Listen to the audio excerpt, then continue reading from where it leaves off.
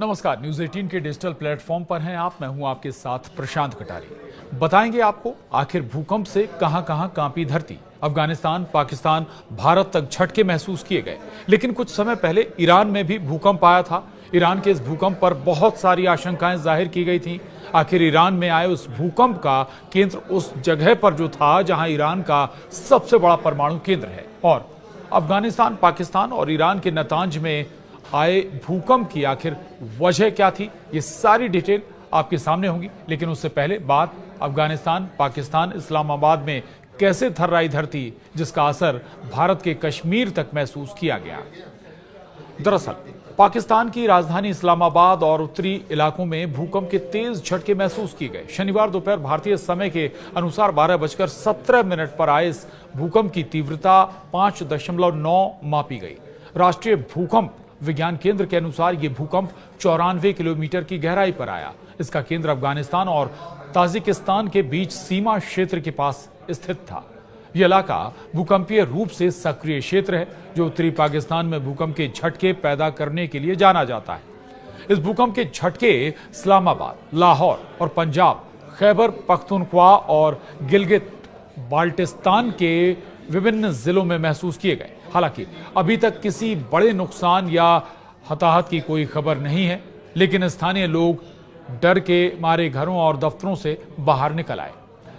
आपको बता दें कि हफ्ते भर के भीतर ये तीसरा भूकंप है इस क्षेत्र में। इससे पहले 12 अप्रैल को 5.5 तीव्रता का भूकंप आया था, जिसका केंद्र रावलपिंडी से 60 किलोमीटर उत्तर पश्चिम में था। और इसके अलावा 16 अप्रैल को 5.6 तीव्रता का भूकंप हिंदू कुश क्षेत्र में दर्ज किया गया था। पाकिस्तान भूगर्भीय रूप से सक्रिय क्षेत्र में स्थित है, जहां भारतीय और यूरेशियन टेक्टोनिक प्लेटों का टकराव होता है। विशेषज्ञों का कहना है कि छोटे भूकंप टेक्टोनिक प्लेटों में जमा ऊर्जा को रिलीज करते हैं, जिससे बड़े भूकंप का खतरा कम हो सकता है। फिर भी लगातार भूकंपों ने लोगों में चिंता बढ़ा दी है।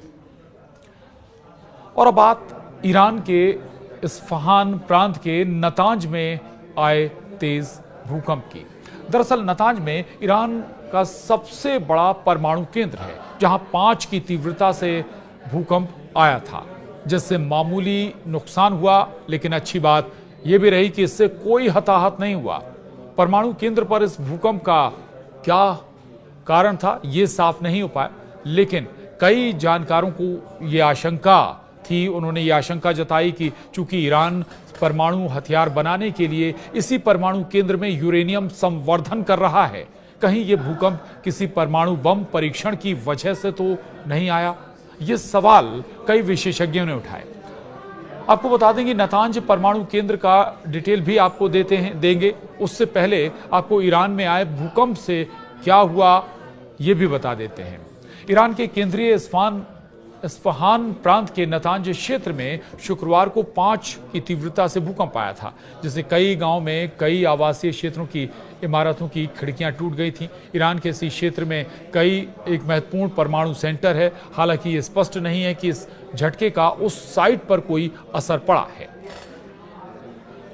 ईरान जहां भूकंप के लिए संवेदनशील है, क्योंकि ये प्रमुख फॉल्ट लाइनों पर स्थित है, और नतांज परमाणु संयंत्र पर इस भूकंप का क्या असर रहा ये साफ नहीं हुआ। लेकिन अंतर्राष्ट्रीय मामलों पर नजर रखने वाले और वॉर एक्सपर्ट्स की इस आशंका में वाकई दम भी नजर आ रहा है कि ईरान बहुत जल्द परमाणु बम बना लेना चाहता है, और उसी दिशा में बेहद तेजी से काम भी कर रहा है। परमाणु केंद्र यूरेनियम संवर्धन इस परमाणु केंद्र में चल रहा है। अंतर्राष्ट्रीय आपत्तियों के बावजूद ईरान अपने परमाणु कार्यक्रम को बिल्कुल धीमा नहीं कर रहा। उसे लगता है कि वो तभी सुरक्षित रह पाएगा जब उसके पास परमाणु बम वाला हथियार होगा। और ईरान में आए भूकंप ईरान इन्हीं आशंकाओं से जहां देखे जा रहे हैं। और चलिए अब आपको ईरान के नतांज परमाणु सेंटर के बारे में भी बता देते हैं।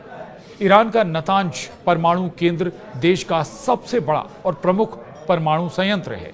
यह केंद्र ईरान के इस्फहान प्रांत में स्थित है, और इसे ईरान के परमाणु कार्यक्रमों का मुख्य केंद्र माना जाता है।